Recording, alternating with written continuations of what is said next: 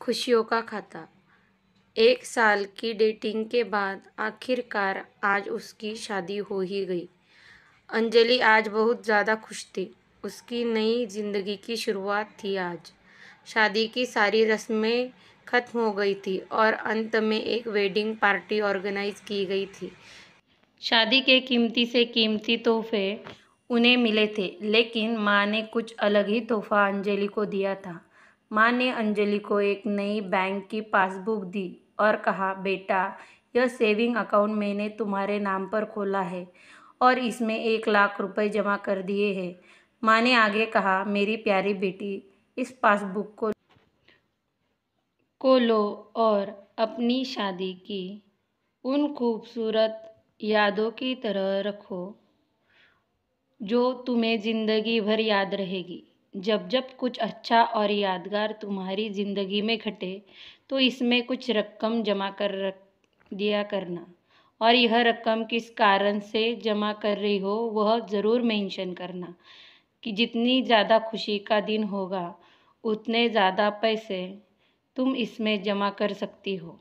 पहली राशि मैंने तुम्हारे लिए जमा कर दी है। अब इसे आगे तुम अपने पति के साथ बढ़ाना, और जब कई सालों बाद तुम इसे देखोगे तो तुम्हें पता चलेगा कि तुमने अपने जीवन में एक दूसरे के साथ कितने खुशी के पल जिए हैं। अंजलि ने बाद में यह बात अपने पति को भी बताई। दोनों को यह बात का सुझाव बड़ा पसंद आया और अब वह दोनों ही उस वक्त का इंतज़ार करने लगे जब इस खाते में कुछ पैसा जमा करा पाए। महीनों बाद उनकी पासबुक कुछ इस तरह से दिखने लगी। 19 जन 10,000 शादी का पहला बर्थडे पति के साथ मनाया। 27 फरवरी 20,000 पत्नी को नौकरी मिली। 25 मई 20,000 वेकेशन शिमला में। 3 जून 50,000 पत्नी प्रेग्नेंट हुई। 22 जुलाई 40,000 पति को प्रमोशन मिला।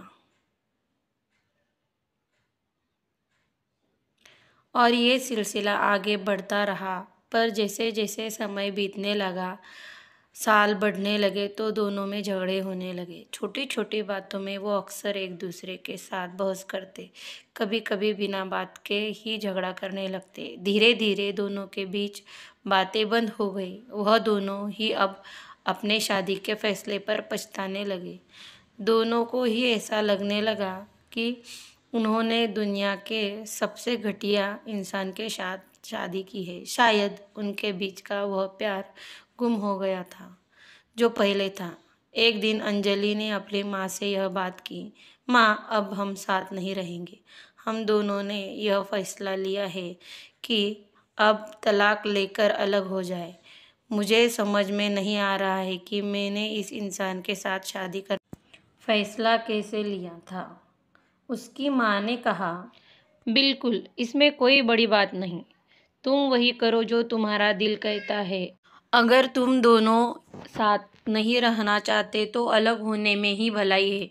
लेकिन उससे पहले एक काम करो। वह पासबुक याद है जो मैंने तुम्हारी शादी के दिन दी थी?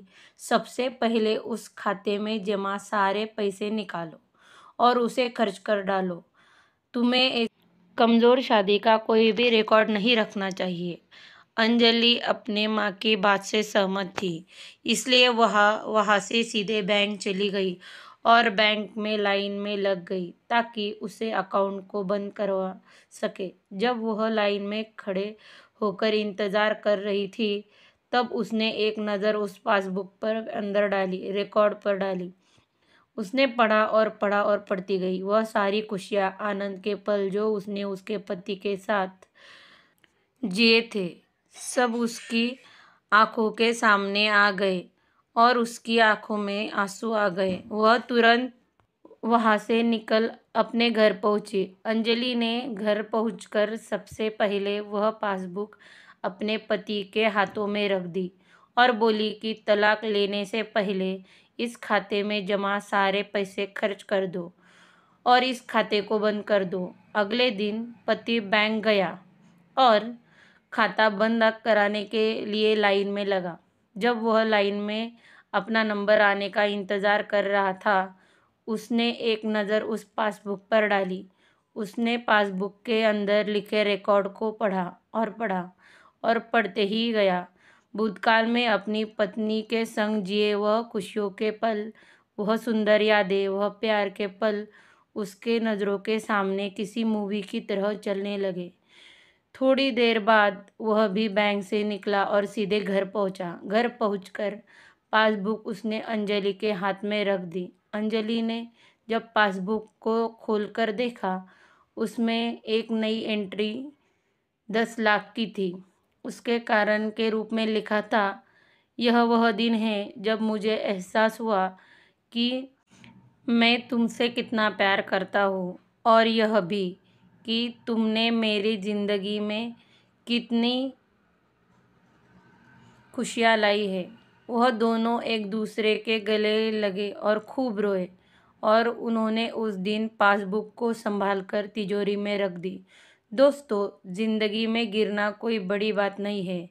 जब आप किसी भी कारण से गिरते हो, आपको हमेशा कहाँ गिरे हो उससे ज़्यादा गिरने से पहले आप कहाँ थे वह याद रखना चाहिए। गलतियों को सुधार कर आगे बढ़ना चाहिए। इसी का नाम ज़िंदगी है। Thanks friend watching for video. कहानी अगर अच्छी लगे तो मेरे चैनल को सब्सक्राइब, शेयर और लाइक करना मत भूलना। धन्यवाद।